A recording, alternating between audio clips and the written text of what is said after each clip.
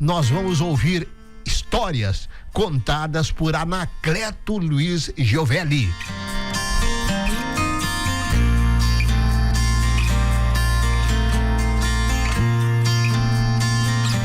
Esse quadro, Os Contadores de Histórias, ele tem aí a sua origem inicialmente quando estava entre nós o velho guerreiro Clóvis Soares, e era o contador de história. Um dia passou por aqui Anacleto Luiz Giovelli para falar sobre seus 90 anos e nós recebemos uma ligação do empresário Valdir Carpenedo. Tem que trazer mais esse historiador, esse testemunha, né, da história de Santa Rosa, o Anacleto Luiz Giovelli.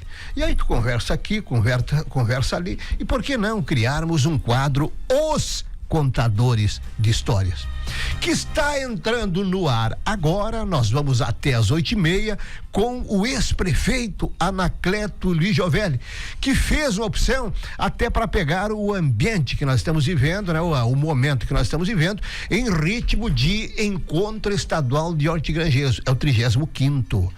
Esse projeto teve origem em 1983, na cabeça de Ernie Friedrich e do saudoso Eclair Moraginski, o encontro e o mercadão público. Então hoje tu sai agora com chuva, com frio, com vento, estaciona em frente ali ou no derredor do mercadão, faz tuas compras numa boa e volta para casa. Mas e antes? Como é que se desenvolvia esse processo na prática, desde do plantador, né, do feirante até a feira propriamente dita? Anacleto Luiz Giovelli, bom dia, obrigado por ter aceito esse convite nosso de contar histórias. Bom dia, Madrilo, bom dia a todos os nossos queridos ouvintes que estão sempre ligados neste veículo que dá uma contribuição extraordinária a Santa Rosa e a região. Uma saudação ao filho Luiz Alberto que me acompanha nesse instante. Madrilo, eu vou só primeiro, antes desta resposta, eu preciso lembrar o que aconteceu na abertura da semana dos nossos 94 anos, sexta-feira de noite. Imaginem só, prefeito e 9 lideranças religiosas na mesma igreja Sagrado Coração de Jesus. Eram 3 padres, pastores e pastoras, mais 6 são 9. Um culto ecumênico simplesmente comovente e extraordinário, que só Santa Rosa, Madrilha e ouvintes, é capaz de fazê-lo. E é por isso que Santa Rosa é diferente. Muito bem. A partir de agora nós vamos produzir história, tá? Isso. Explorando a sua cabeça, o seu testemunho. Como é que era antes do mercadão, hein? E antes do próprio encontro estadual de hortigranjeiros? 50, 60 anos atrás, nossa feira se localizava ao lado do Clube Concórdia. E vem a vez de nós assumirmos, coisas do destino, a prefeitura de Santa Rosa. Eu conhecia bem a nossa feira livre, que se chamava à época, e não eram mais do que meia dúzia de feirantes que vinham com a carrocinha, depois mais tarde um pouco com a Rural Willis, uma moto, traziam sua mercadoria. Mas sabem aonde era colocada esta mercadoria? No passeio, no chão. Isso me chamava muito a atenção. Então, criamos de imediato, ao assumirmos, uma Secretaria de Bem-Estar Social, que também assumiria esta tarefa, entre outras tantas. E fomos buscar quem para dirigi-la? Nada menos de um filho de um feirante da época. Quem eram esses feirantes, primeiro de tudo? Era o seu Sauer, do IP, pais do nosso René Sauer. Era Isidoro Schitter com sua família do campo da aviação. Era a família Mines, que tinha sua propriedade nas costas do frigorífico Prenda. Era a família Sanfelice e família Moraginski, aqui do Figueira. Para eu chegar a Eclair, que era um jovem funcionário do Banco do Rio Grande, eu usei a mãe dele, a feirante, e disse para a mãe dele: eu preciso da sua ajuda para tirar seu filho do Banco do Rio Grande e fazê-lo meu secretário para atuar também nesta área de vocês. Ela vibrou e me respondeu de imediato: vou lhe ajudar. Ele vai atender o seu pedido. E foi o que aconteceu, ele atendeu. Uma das primeiras missões dadas a Eclair, entre outras tantas, é achar umas mudanças para estes feirantes, com tanto sacrifício traziam a sua mercadoria. Eram mandioca, até leite em vidros, que à época ainda não existiam os plásticos, em litros de vidro, era alface, repolho e assim por diante. Uma gama de produtos da zona rural 3 vezes por semana.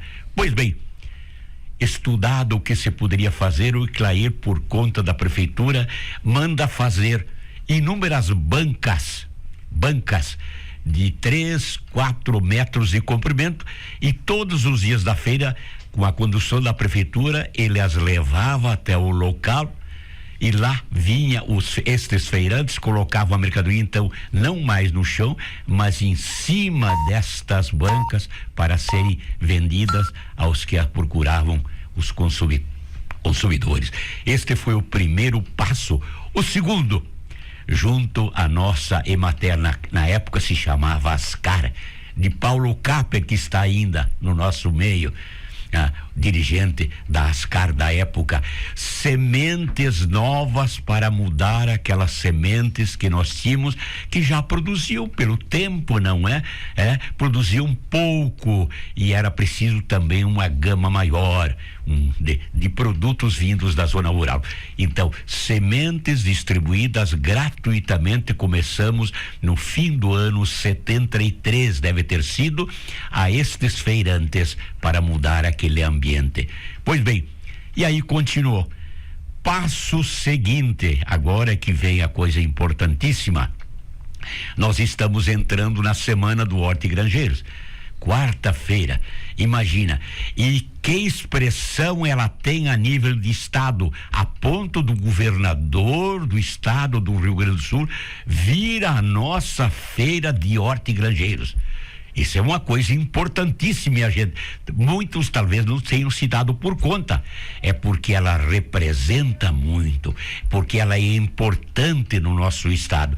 Pois bem, passos seguintes, Jairo e ouvintes, nós tínhamos o quadro da aviação férrea no centro da cidade, completamente abandonado.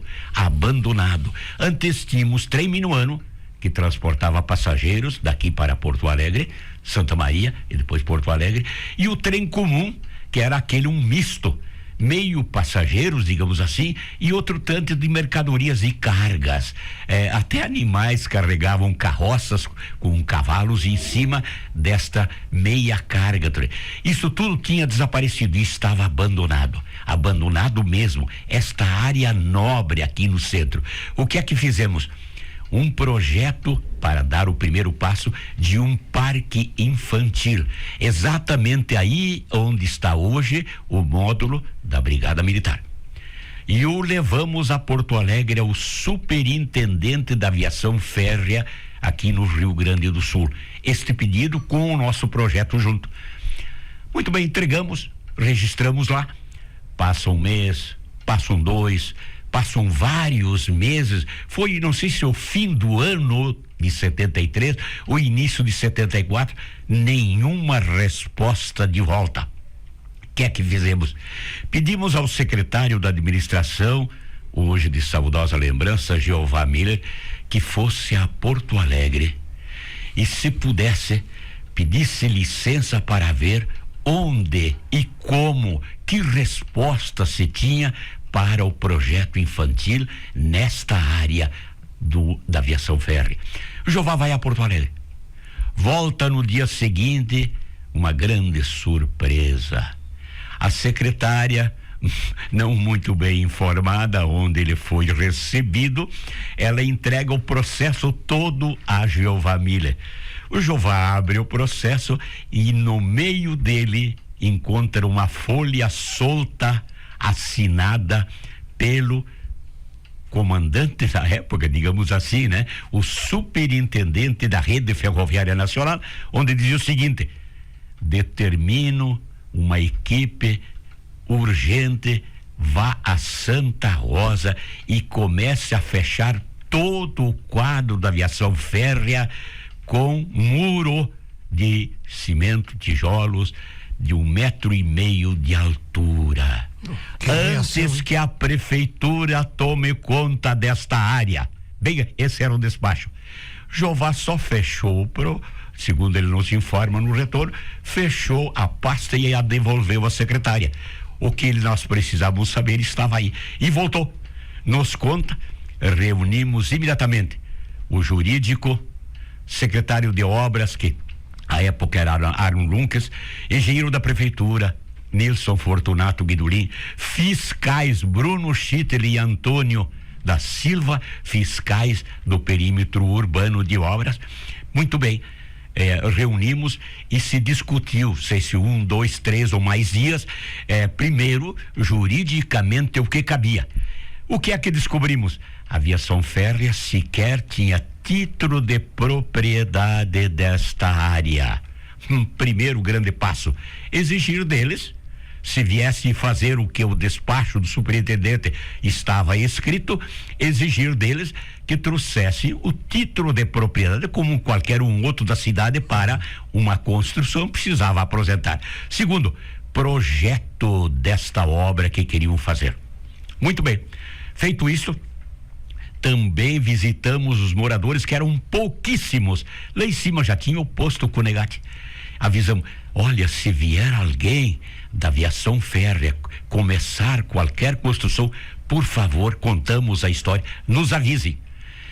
Não deu um mês, recebemos a informação. Acaba de chegar na ponta aqui em cima da rede ferroviária uma Rural Willis, que vinha em cima dos trilhos, a maioria nem sabe que existia isso, com uma equipe de funcionários da rede ferroviária de Porto Alegre para iniciar a tal de construção do muro. Imagine, minha gente, nesta área nobre, no centro de Santa Rosa, um muro cercando toda esta área. Expedicionário Weber, do outro lado, tudo.